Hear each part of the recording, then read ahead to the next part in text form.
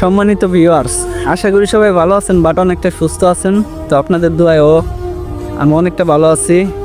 তো আসলে কি বলতাম, বরবাদ মুভি নিয়ে সোশ্যাল মিডিয়ায় যেভাবে ট্রল হইতেছে, ঢুকলেই শুধু বরবাদ আর বরবাদ। আমার জীবনটাই মনে হয় বরবাদ।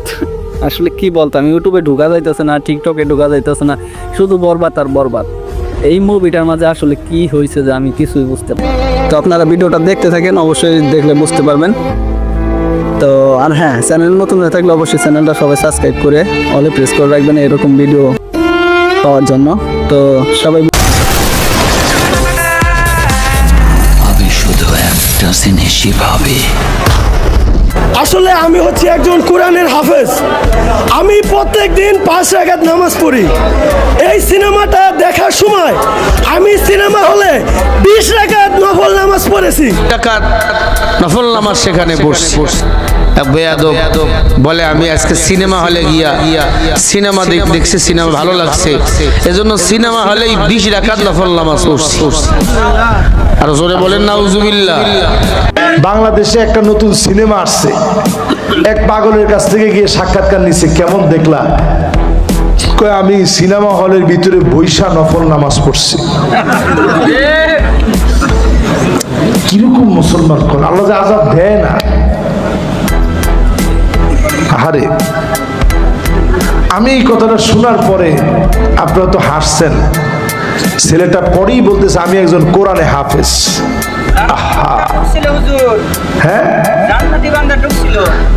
একজন কইছে যে হুজুর জান্নাতি বান্দা ঢুকছে, উনি ওইখানে নামাজ পড়ছে। বলছে যে এই ছবি দেখলে আর কিচ্ছু দরকার নেই। ছবির নাম কি? না না থাক।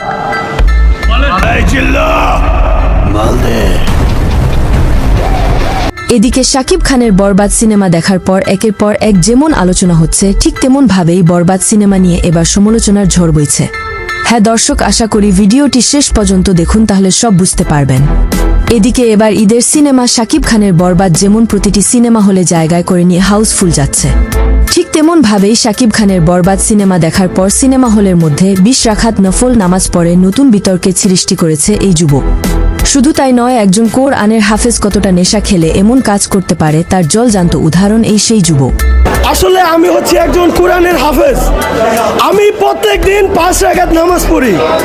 এই সিনেমাটা দেখার সময় আমি সিনেমা হলে 20 রাকাত নফল নামাজ পড়েছি।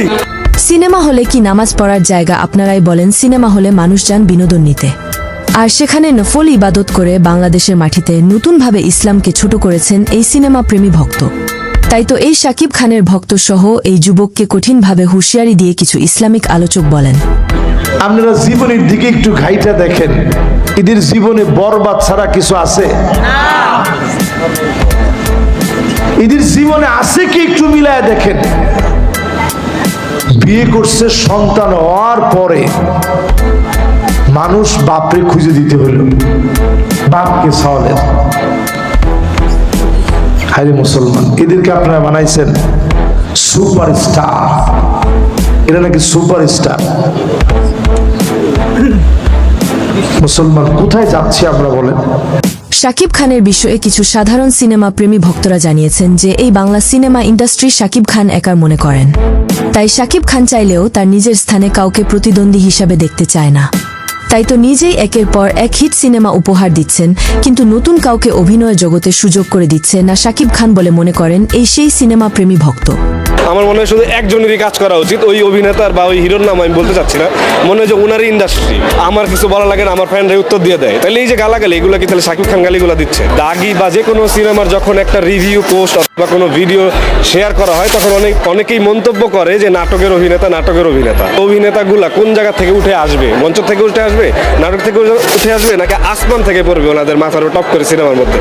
তামিল সিনেমা ইন্ডাস্ট্রিতে কোনো নায়ককে ছোট করে দেখার সুযোগ নেই, কিন্তু এই বাংলাদেশের সিনেমা ইন্ডাস্ট্রিতে হিংসার কারণে শাকিব খানের প্রতিদ্বন্দ্বী কোনো নায়ক খুঁজে পাওয়া সম্ভব নয়। তিনি নিজেই একাই 100। সিনেমা বিশ্লেষকরা মনে করেন যে মাঠে প্রতিদ্বন্দ্বী থাকে না, সেই মাঠে খেলাধুলা করে কোনো আনন্দই পাওয়া যায় না। তাই শাকিব খানকে নিয়ে এবার বিস্ফোরক মন্তব্য করেছেন অভিনেতা রুবেল।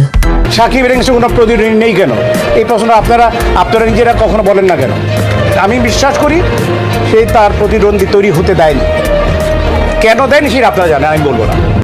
তো প্রাণপ্রিয় ভিউয়ার্স, শাকিব খানের সিনেমা দেখে আপনারা কে কতটুকু জীবনে উন্নতি করেছেন তা দয়া করে কমেন্ট করে জানিয়ে দিতে আমাদের ভুলবেন না। এখানে টক্করের কথা একদম বললেন না। না ওটা সুস্থ কম্পিটিশন বলেছি। এক টক্কর ভাইয়া, সাকিব ভাইয়া মানে ওনার সাথে কম্পেয়ার একদমই না, একদমই না, একদমই না। এতক্ষণ আমাদের সাথে থেকে ভিডিওটি শেষ পর্যন্ত দেখার জন্য আপনাকে অসংখ্য ধন্যবাদ। আপনি চাইলে আপনার মূল্যবান মতামত আমাদেরকে কমেন্ট করে জানিয়ে দিতে পারেন। আমরা আপনার সেই মহামূল্যবান কমেন্টের রিপ্লাই দেওয়ার জন্য সর্বদা চেষ্টা করব।